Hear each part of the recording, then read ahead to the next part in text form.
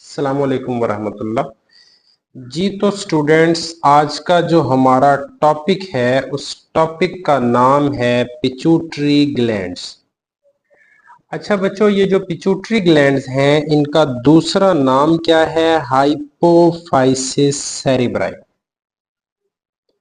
बेटा pituitary gland ये ओवाइड shape के होते हैं, ओवल शेप होते हैं। इनका जो डायामीटर है वो 0.5 जीएम होता है। बेटा पिट्यूटरी ग्लैंड के 3 लोब्स होते हैं। एक को कहते हैं एंटीरियर लोब, दूसरे को कहते हैं मीडियन लोब, तीसरे को कहते हैं पोस्टीरियर लोब। ये जो पिट्यूटरी ग्लैंड है बेटा, ये ब्रेन के साथ एक शॉर्ट स्टाक की मदद से जुड़ते हैं। इस शॉर्ट स्टाक को इन्फंडिबुलम कहा जाता है। अच्छा बेटा, अगर हम एंटीरियर लोब की बात करें, ये जो एंटीरियर लोब है इसे मास्टर ग्लैंड भी कहा जाता है। क्यों कहा जाता है? It produce primary plus trophic hormones. बेटा ये ट्रॉफिक हार्मोन्स क्या होते हैं? They control the secretion of other glands. Trophic hormones दूसरे ग्लैंड्स की सक्रीशंस को भी कंट्रोल कर रहे होते हैं। बेटा anterior lobe of pituitary gland 3 किस्म के हार्मोन खारिज करता है। एक है सोमेटोट्रोफिन हार्मोन, दूसरे हैं थायराइड स्टिमुलेटिंग हार्मोन और तीसरे हैं एड्रीनोकॉर्टिकोट्रोफिक हार्मोन। पहले जो हम डिस्कस करने लगे हैं उनका नाम है सोमेटोट्रोफिन हार्मोन। अच्छा बच्चों, somatotrophin hormone secreted by somatotrophin releasing factor. ये सोमेटोट्रोफिन रिलीजिंग फैक्टर खास किस्म का एक केमिकल है जो थ्रू आउट द लाइफ, पूरी जिंदगी एक्टिवेटेड फॉर्म में रहता है और सोमेटोट्रोफिन हार्मोन को रिलीज करवाता रहता है। आफ्टर अडोलसेंस, बलूगत के बाद, it promote the protein synthesis.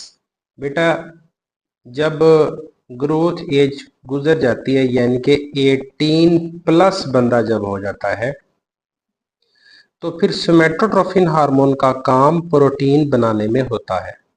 आगे लिखा है ना जी, ड्यूरिंग ग्रोइंग एज, यानी कि 18 साल की उम्र के दौरान अगर ये थोड़ी मिकदार में प्रोड्यूस हो, कौन? Somatotrophin hormone. If produce in low amount, तो फिर कौन सी कंडीशन आ जाती है? डवार्फिज्म। डवार्फिज्म कौन सी कंडीशन होती है बच्चों? ये एक ऐसी कंडीशन है जब कद छोटा रह जाता है। ये मैं जरा लिख भी देता हूं आप लोगों को।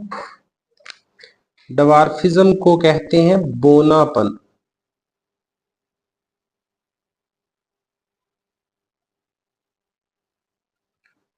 अच्छा बेटा, इसके साथ साथ मैं आपको बता दूं, अगर ये सोमेटोट्रोफिन हार्मोन ग्रोइंग एज के दौरान ज्यादा प्रोड्यूस हो जाएगा तो ये गैगेंटिज्म की कंडीशन काज करेगा।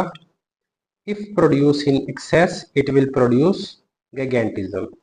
और एक्रोमेगैली क्या है?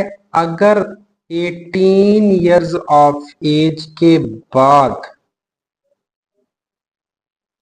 अगर ये हार्मोन ज्यादा मिकदार में प्रोड्यूस होगा तो ये एक्रोमेगैली की कंडीशन काज करेगा।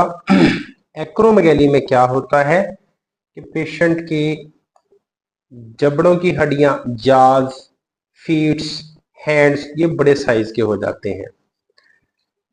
If it produce in excess after growing age, then the condition will result is called acromegaly.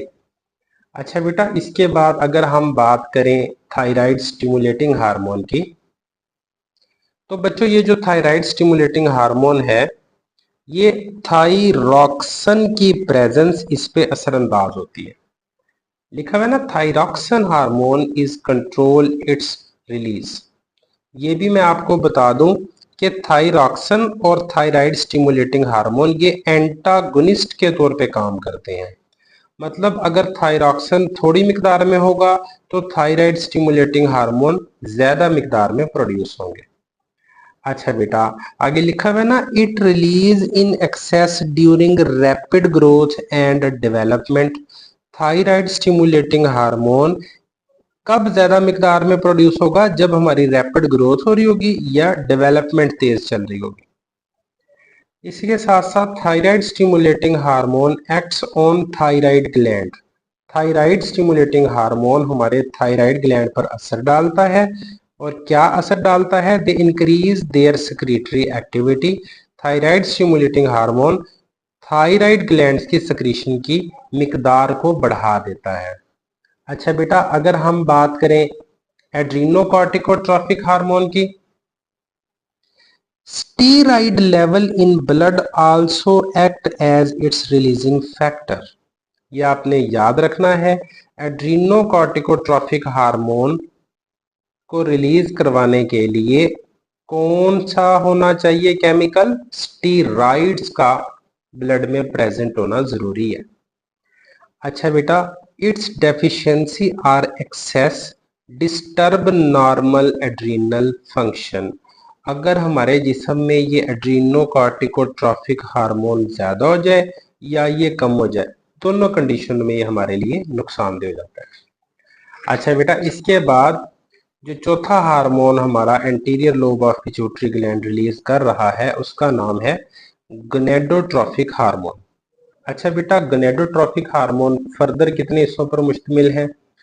Follicle stimulating hormone, luteinizing hormone और इंटरस्टिशियल सेल स्टिमुलेटिंग हार्मोन और प्रोलैक्टिन।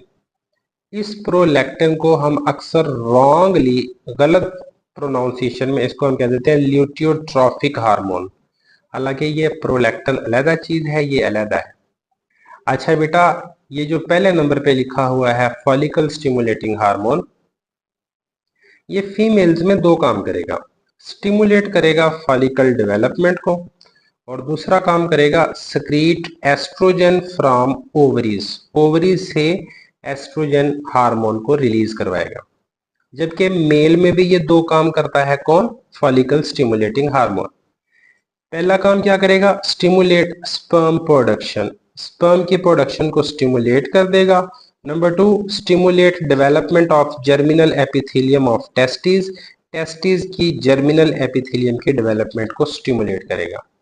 इसके साथ साथ बेटा, ये जो ल्यूटिनाइजिंग हार्मोन है या जिसे इंटरस्टिशियल सेल स्टिमुलेटिंग हार्मोन कहते हैं, फीमेल में ये चार काम करेगा। नंबर 1, स्टिमुलेट करेगा एस्ट्रोजन सक्रीशन को। नंबर 2, दोबारा पढ़ता हूं बेटा, ल्यूटिनाइजिंग हार्मोन स्टिमुलेट करेगा एस्ट्रोजन की सक्रीशन को। Number 2, rupture of mature follicle to release egg or ovum. तीसरा काम क्या करेगा? It also cause luteinization. चौथा क्या काम करेगा? It maintain the corpus luteum. अच्छा, मेल में भी ये काम कर रहा होता है। It stimulate the interstitial cell of testis to secrete the testosterone hormone. ये सारे काम ये ल्यूटिनाइजिंग हार्मोन कर रहा होता है। अच्छा बेटा, इसके बाद जो प्रोलैक्टिन है ये क्या काम कर रहा है? Prolactin produced from pituitary gland. Prolactin को प्रोड्यूस कौन करवाता है? पिट्यूटरी ग्लैंड प्रोड्यूस करवाते हैं। और ये लिखा हुआ है ना, इनहिबिट फ्रॉम हाइपोथैलेमस। अच्छा, ये आपने याद रखना है कि प्रोलैक्टिन को प्रोड्यूस तो करवा रहे हैं पिट्यूटरी ग्लैंड, लेकिन प्रोलैक्टिन को इनहिबिट कौन करवाता है? हाइपोथैलेमस। हाइपोथैलेमस कैसे इसकी प्रोडक्शन को इनहिबिट करवाता है? एक खास किस्म का फैक्टर है, प्रोलैक्टिन इनहिबिटिंग फैक्टर। जब ये हाइपोथैलेमस के पास सिग्नल लेके जाता है तो हाइपोथैलेमस इसकी रिलीज को स्टॉप करवा देता है। आगे बेटा, प्रोलैक्टिन का जो काम है, it stimulate the milk production. Hopefully आपको इस पूरे टॉपिक की समझ आ गई होगी।